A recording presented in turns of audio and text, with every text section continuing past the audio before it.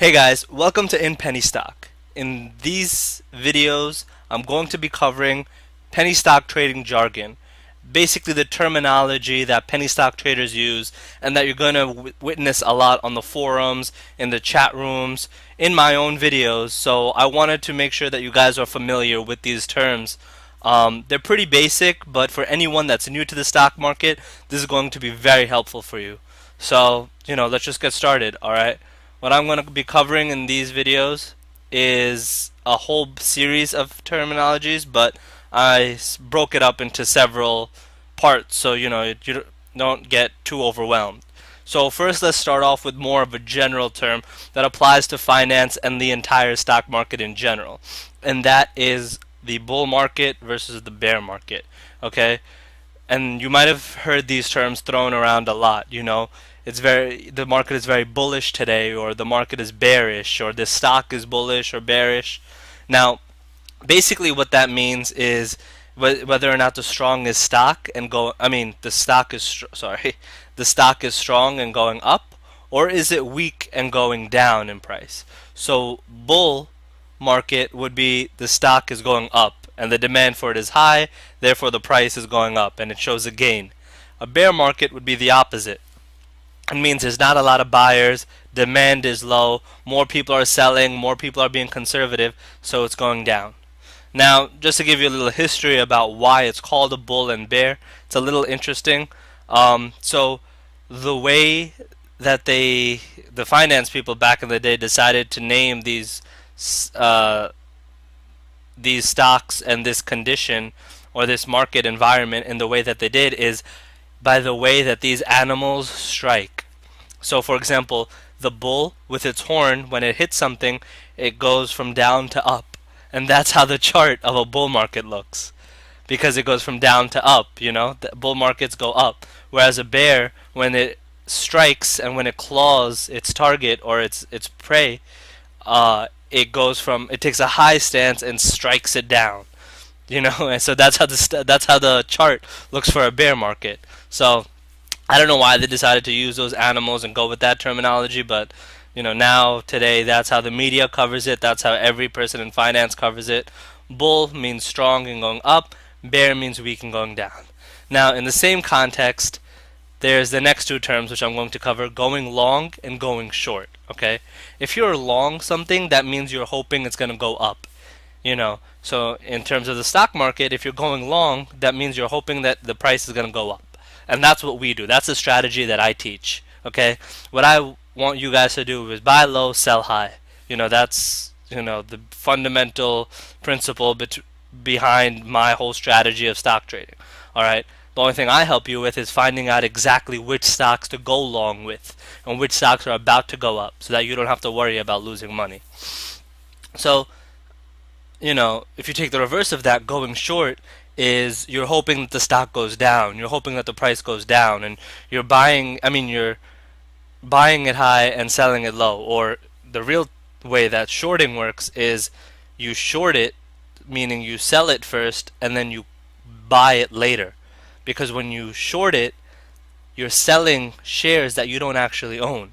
So if you're trading and you short a stock, you basically first do the sell order and you sell to short. That'll be the market order that you put in, and I'll go over what exactly an order is in just a few minutes. But you put in a sell, and then you buy back to pay back your quote unquote loan, because you just sold shares that weren't yours that you borrowed from your broker, and now you have to buy to cover. Alright, it's called buy to cover, and that goes right into the next term that I'm going to go over, which is covering. And covering is the second part of a short. So you short to sell and then you buy to cover. Alright, and that's very important because you guys need to make sure that you're aware that if you ever do decide to get involved in shorting, most brokers, you have to sell short and then you have to buy to cover. And that's very different from just buying it.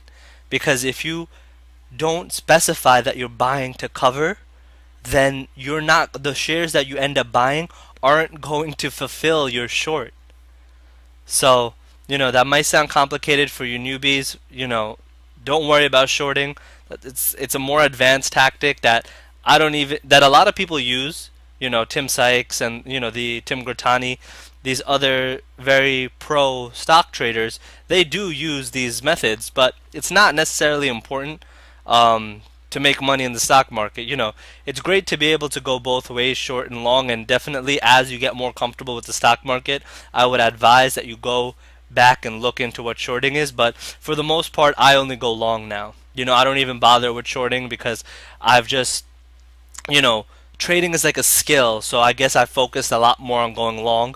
And even though it's better to be, I guess, like, you know, multi skilled, but in general, I found my specialization is going long. I found that I have a higher percentage of winning trades by going long, so that's a strategy I take. But for right now, I'm just here to cover the terminology. So, going on to the next one. The next one is putting in an order.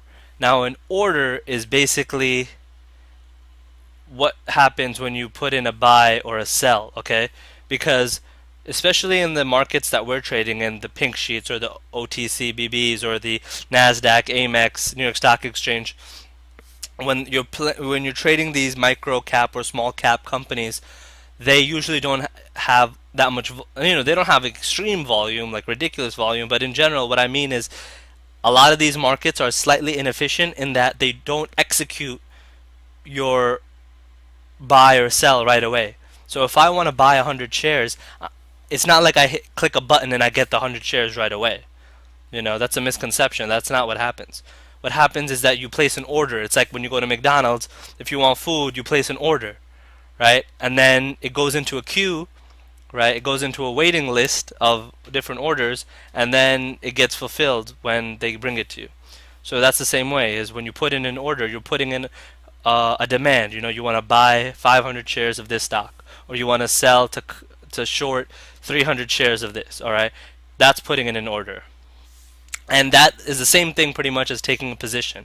So if you hear anyone say, I have a short position, or I have a long position, or I have a short order, that's basically what it is. If you take a position in a stock, that means you have an interest in the stock, as in you are currently holding shares of that stock, whether you're trying to buy it, whether you have already bought it and you're holding on to it, or you're trying to sell it or short it, whatever. But basically, when you take a position, that means you have a interest in the stock. All right.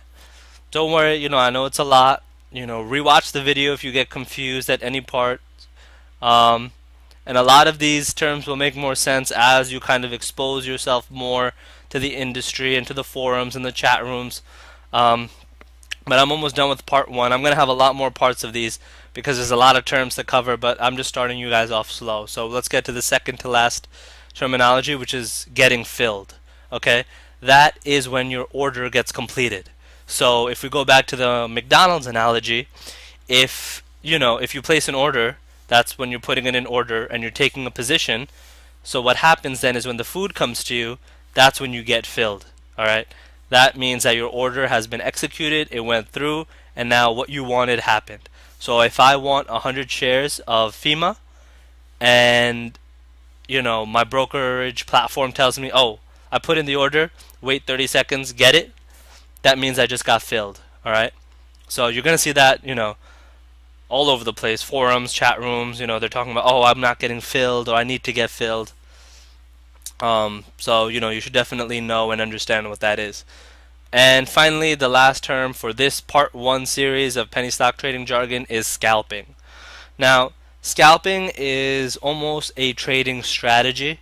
It's a type of trading style where all you're trying to do is just make a few cents a share, and you're just doing a very fast trading, and you're just trying to get a little bit of profit. Usually the way scalpers make money is that they have large money accounts and they're able to buy many shares of a stock, and so that even if it goes up 5 cents or even less, scalpers sometimes only go for 3-cent gains. If they only get 3 cents a share, because they had such a large position, they still made a lot of money. So scalping usually ends up happening on very low price stocks, so like sub penny stocks or stocks under $1. People have varying definitions, I guess, of scalping. Some people even call what I do scalping. I don't think it's scalping. because I just wait for price action as it goes up and I ride the wave and, you know, sell my position for profits. But that's basically what scalping is, and it used to be very popular back in the day.